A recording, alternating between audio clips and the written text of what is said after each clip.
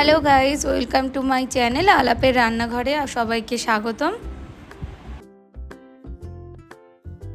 অনেকদিন পরে আসলাম। আমি আজকে একটু চিকেন রান্না করব। তো আমি প্রথমে স্টার্ট করে ফেলেছিলাম, তারপর মনে পড়েছে ভিডিওর কথা। আমি জাস্ট একটু গোটা গরম মশলা ফোড়ন দিয়েছি, দিয়ে একটু পেঁয়াজ কুচিটা ভেজে নিয়েছি।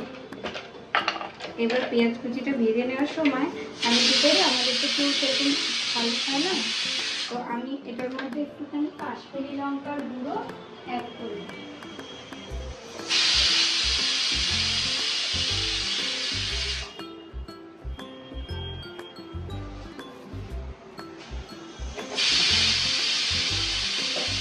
এবার ওর মধ্যে পেঁয়াজ বাটাটা দিয়ে দিলাম। কাশ্মীরি লঙ্কাটা মানে শেষ হয়ে গেছে, খুঁজে পাচ্ছি না, তার মানে শেষ হয়ে গেছে। তাই আজকে আর কাশ্মীরি লঙ্কা ছাড়াই রান্না করবো। আমি পেঁয়াজ বাটাটা দিয়ে দিলাম। আর একটা প্রসেস করা যায় যেটা সুন্দর কালার আসবে, সেটা হচ্ছে কি এই তেলের মধ্যে একটুখানি আমি তাহলে হলুদটা একেবারে 1 চামচ দিয়ে দিলাম। এবার একটা সুন্দর কালার আসবে, কিন্তু সেই লালচে কালারটা আর আসবে না।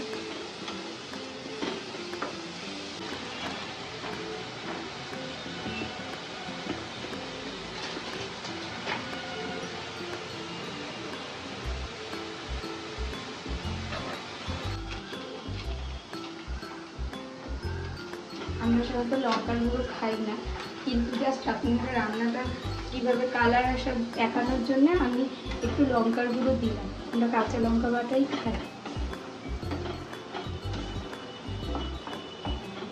এইটা আমি একটা মশলা করে নিয়েছিলাম।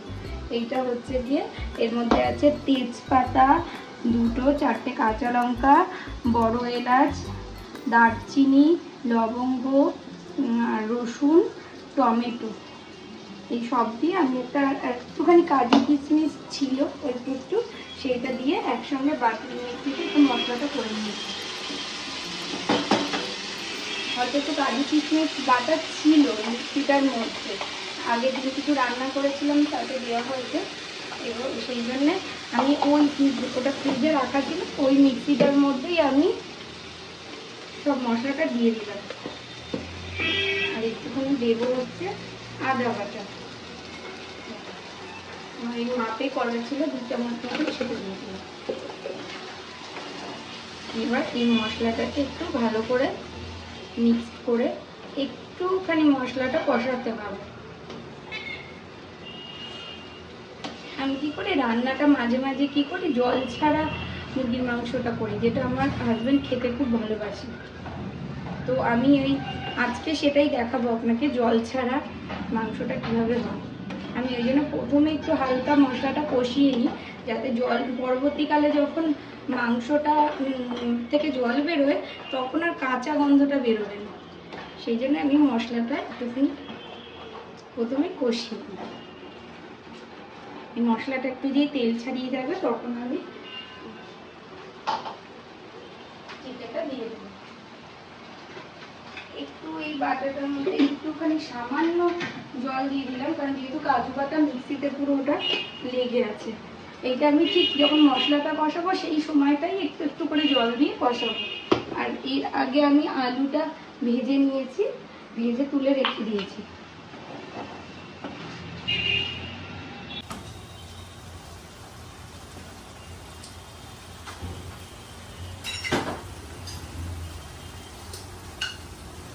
জাস্ট অল্প একটুখানি জাস্ট চিনি দিলাম, এটা সুন্দর একটা মশলা কষানোর সময় অল্প একটু চিনি দিলে একটা বেশ সুন্দর কালার আসে।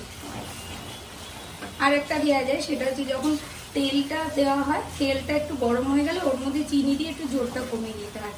দেখা যায় চিনিটা লাল হয়ে ছড়িয়ে যায়, তারপরে পেঁয়াজ কুচি দিলে একটা সুন্দর কালার আসে। কিন্তু কি হয়, ওই চিনিটা কার্বন হয়ে গলে গেলেই ওটা কার্বন টাইপের হয়ে যায়, এবং ওটা একটু খাবারে অ্যাসিডিটি হয়। ওই জন্য আমি ওই তেলের মধ্যে এখন আর চিনিটা দিই না, এটা আমি মশলা কষানোর সময় দিই।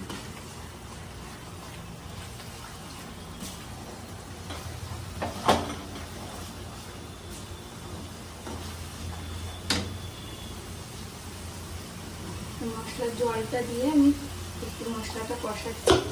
এরপর আর কোনো জল দেবো না। মশলাটাকে ঢাকা দেবো না। তেলটা ছড়িয়ে গেছে,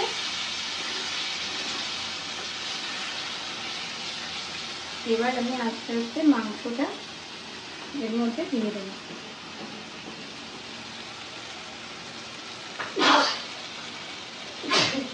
সরি,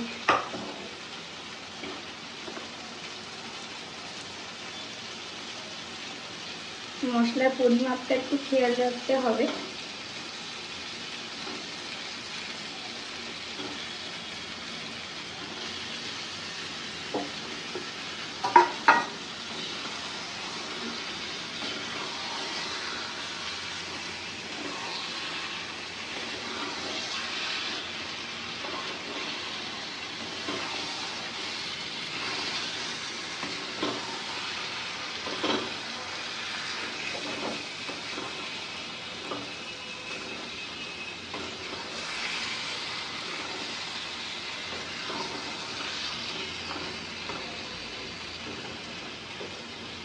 মাংসটা কষিয়ে ভালো করে মিক্স করে নিলাম মশলাটার সঙ্গে, এবং এই যে আলুটাও দিয়ে দিলাম। আর আলুটাও যেহেতু জল দেবো না, এর সাথে সাথে সিদ্ধ হবে, তো ওই জন্য সঙ্গে করেই দিতে হবে। আর এটা একদম লো হিটে করতে হবে, ঠিক বাড়ালে হবে না, তাহলে কিন্তু জলটা বেরোবে না। এবার আমি একটা জিনিসই শুধু দেওয়া হয়নি, যেটা আমি সবার শেষে দেবো, কারণ আগে যদি আমি নুনটা দিয়ে দিতাম তাহলে জলটা আগেই বেরিয়ে যেত, ওই জন্য আমি নুনটা এবার লাস্টে দেবো। এবার নুনটা দিলে জলটা এবার বেরোবে, এবং সব কিছুর মধ্যে নুনের মাপটা ঠিক থাকে। আমি সবসময় মশলা কষানোর সময় চেষ্টা করি নুনটা সবার পরে দিই, তাহলে মশলাটা ভালো কষানো হয় আর জলটা আগে বেরিয়ে যায় না। প্রথমেই যদি আমি মশলা আর মাংস দিয়ে নুনটা দিয়ে দিতাম তাহলে সেই জলটা আগেই বেরিয়ে যেত, তাহলে মাংসের জন্য আলাদা করে আমাকে জল দিতে হবে।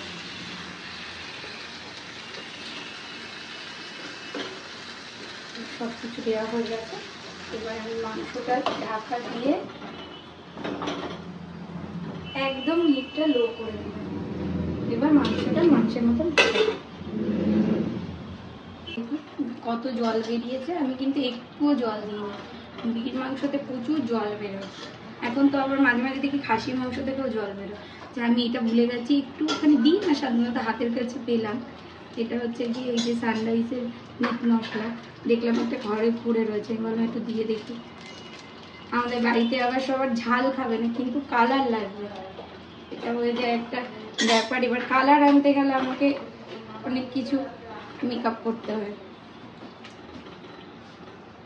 আচ্ছা, একটু নাড়িয়ে দিলাম। আবার এটা সিদ্ধ মাংস আর আলু সিদ্ধ হয়ে গেলে এটার মধ্যে একটা জিনিস দেবো, দারুণ টেস্ট হয়, খুব সুন্দর স্মেল হয়, আপনাদের দেখাবো।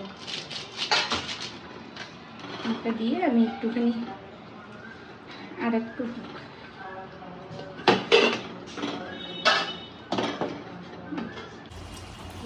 দেখুন প্রায় হয়ে এসছে, কষা প্রায় হয়ে গেছে।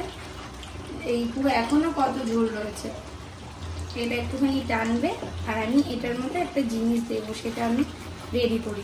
এটা একটু হতে লাগবে, আমি ওটা রেডি করছি।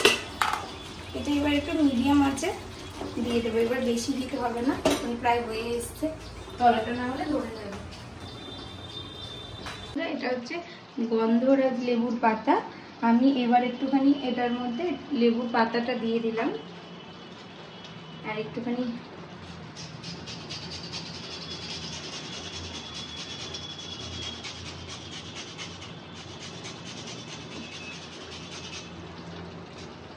গন্ধরাজ লেবুর খোসাটা বেশি দিলে আমার মনে হয় তিতো লাগে, আমি একটুখানি অর্ধেক করে দিলাম।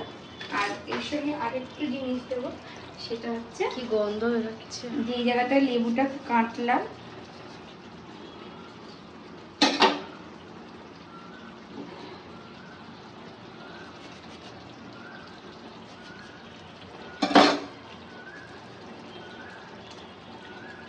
এই লেবুটার রসটা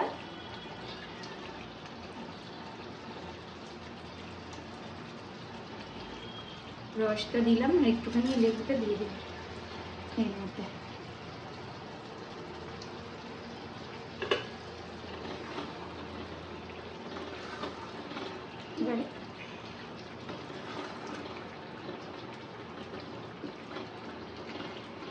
এবার এর মধ্যে আমি দেব একটু গরম মশলার গুঁড়ো,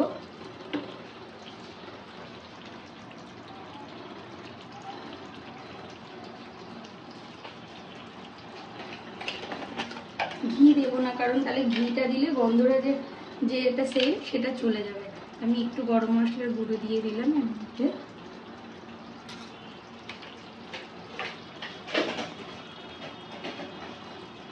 একটু লেবু পড়েছে, গরম মশলার গুঁড়ো ছাড়া আর কিচ্ছু এর মধ্যে দেওয়া যাবে না, না ধনে পাতা দেওয়া যাবে না কোনো কিছু দেওয়া যাবে, তাহলে কিন্তু এই পুরো স্মেলটাই পুরো নষ্ট হয়ে যাবে।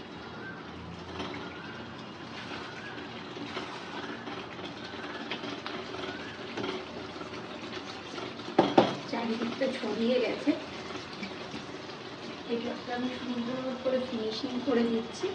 আমার আবার একটু ছড়ানো ছিটানো দেখতে ভালো লাগে, আমার মনে হয় একটু সুন্দর করে দিলে দেখতে ভালো লাগে, একটু ফিনিশিংটা সব কিছু একটু পরিষ্কার সুন্দরভাবে হবে, চেষ্টা করবে।